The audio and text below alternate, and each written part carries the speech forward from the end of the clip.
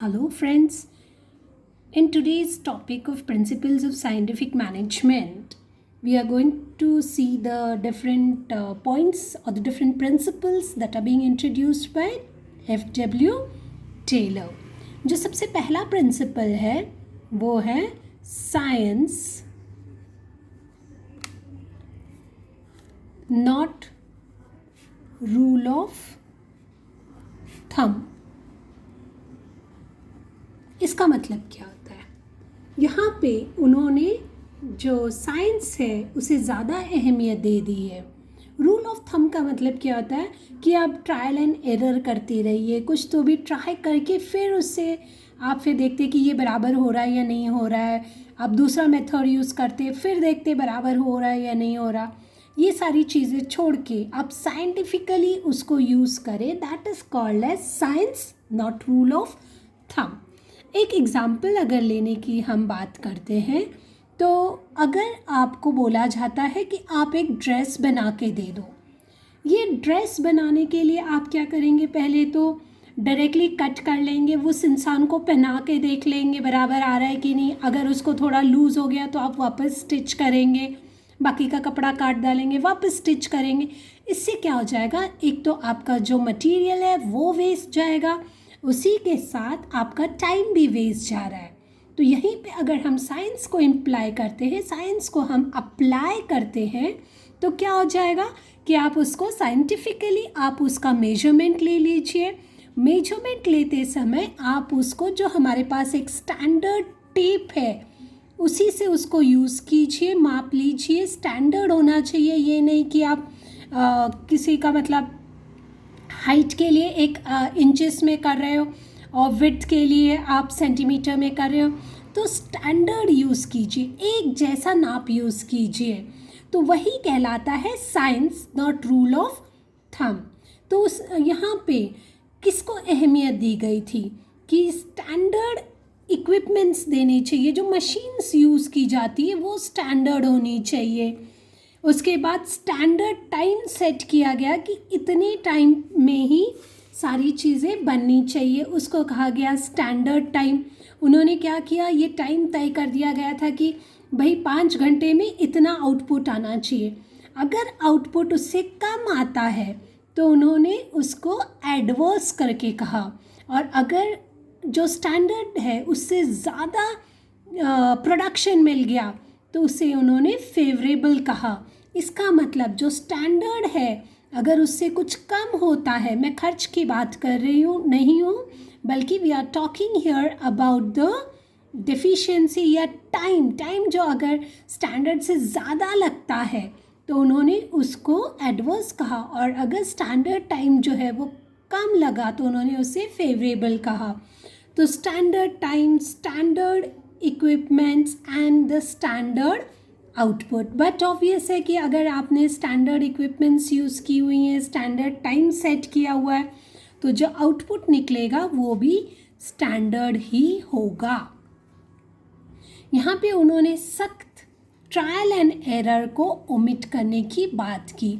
Trial and error का मतलब होता है आप बार बार करके रिपीटेटिवली गलती कर करके, गलतियों से सीखने के लिए उन्होंने पाबंदी लगा दी थी। उन्होंने कहा कि ये सब स्टैंडर्ड इक्विपमेंट्स है, इतना टाइम दिया जाएगा और इतना आपका आउटपुट आना चाहिए। ठीक है। 2 नंबर पे हम लोग देखते हैं what is called as mental revolution. ये जो कंसेप्ट है ये इन्होंने पहली बार यूज़ की थी। मेंटल रिवॉल्यूशन का मतलब क्या होता है कि जो दिमागी हालत है वो दोनों की एक जैसी होनी चाहिए। दोनों मतलब कौन? एक और हम बात कर रहे हैं एम्प्लॉई की और दूसरी और हम बात कर रहे हैं मैनेजमेंट की। अब देखिए दोनों का दिमाग कैसे चलता है। एम्प्लॉई क्या बोलेगा, मैं क्यों अच्छे से काम करूं, जो कुछ प्रॉफिट होगा वो तो मैनेजमेंट को मिलने वाला है, तो मैं अच्छे से काम नहीं करूंगा।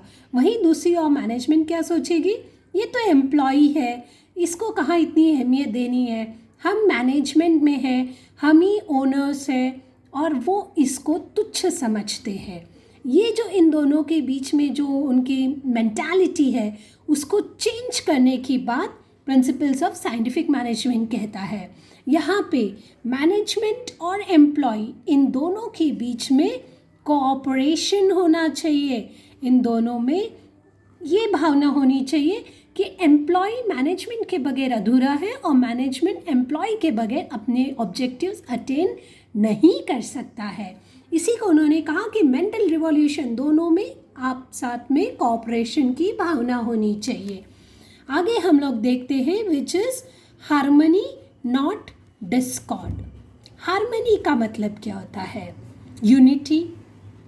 और डिस्कॉर्ड का मतलब क्या होता है? हम कह सकते हैं गलत फहमी नहीं। डिस्कॉर्ड का प्रॉपर डिक्शनरी मीनिंग देखा जाए तो उसको कहते हैं कलह, मिसअंडरस्टैंडिंग।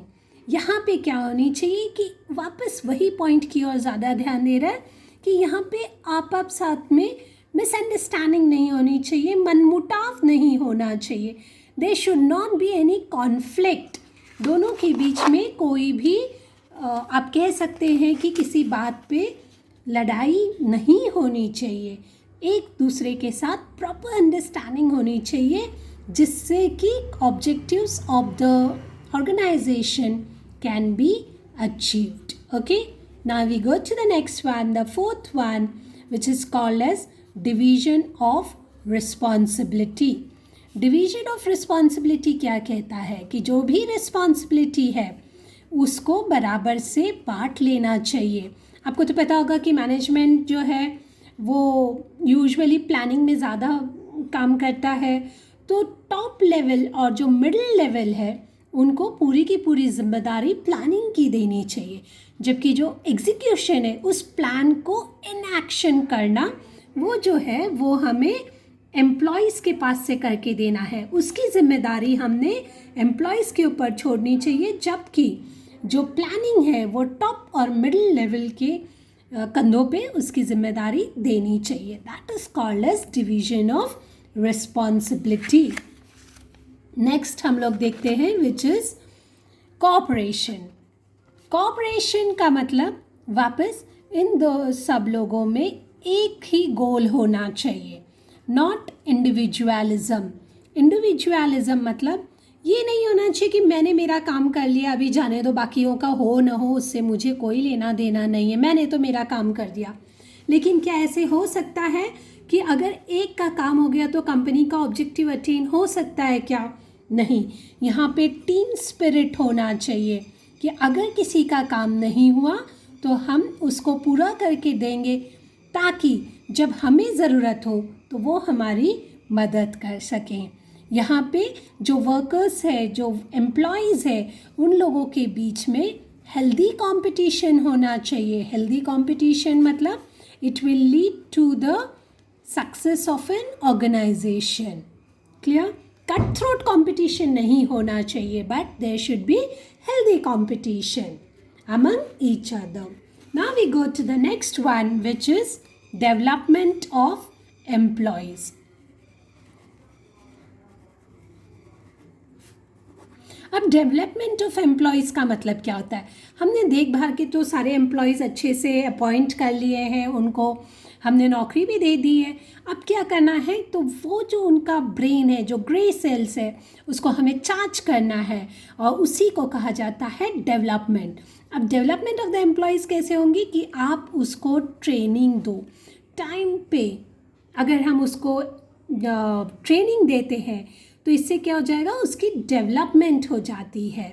ये नहीं कि उसकी दिमाग को हम स्टैग्नेंट करके रखें, नहीं तो क्या हो जाएगा कि अगर उसको पहले एक एग्जांपल के तौर पे अगर हम देखते हैं कि उसको सिर्फ टाइपिंग करने को आती है और आपने उसको एक टाइपराइटर दे दिया है, लेकिन जैसे जैसे टाइपराइटर जो है वो आउटडेटेड हो जाता है और उस जगह पे कंप्यूटर आ जाता है, तो एम्प्लॉयज़ को ये कंप्यूटर ऑपरेट करना आना चाहिए। तो अगर उसको सिर्फ टाइपिंग आती है तो वो वापस आउटडेटेड हो जाएगा, वो उसे नौकरी नहीं मिल पाएगी, तो उसको आगे प्रमोशन भी नहीं हो पाएगी। इसलिए कंपनी ने क्या करना चाहिए कि उसको अपडेट करना चाहिए। उसको अगर कंप्यूटर नया आता है तो उसको उसके लिए ट्रेन करना चाहिए, so that he will be having proper knowledge how to operate the computer. वो कंप्यूटर savvy हो जाएगा जिससे कि क्या हो जाएगा, डेवलपमेंट ऑफ द एम्प्लॉय हो जाएगा, लेकिन उसी के साथ कंपनी की भी ग्रोथ हो जाएगी. तो development of employees will result only if proper training is given to each and every employee, and thus the development is carried out. Development होगी ना सिर्फ एम्प्लॉयज़ की बट ऑल्सो मैनेजमेंट की, या कंपनी भी ग्रो करेगी, प्रॉस्पर करेगी और अपना ऑब्जेक्टिव अटेन करेगी. I hope these 6 principles of scientific management are clear with you. If you have any problem with these principles, do mention it in the comment section. If you're liking my videos, please share it with your friends and subscribe the channel to get the notification of the new videos. Bye.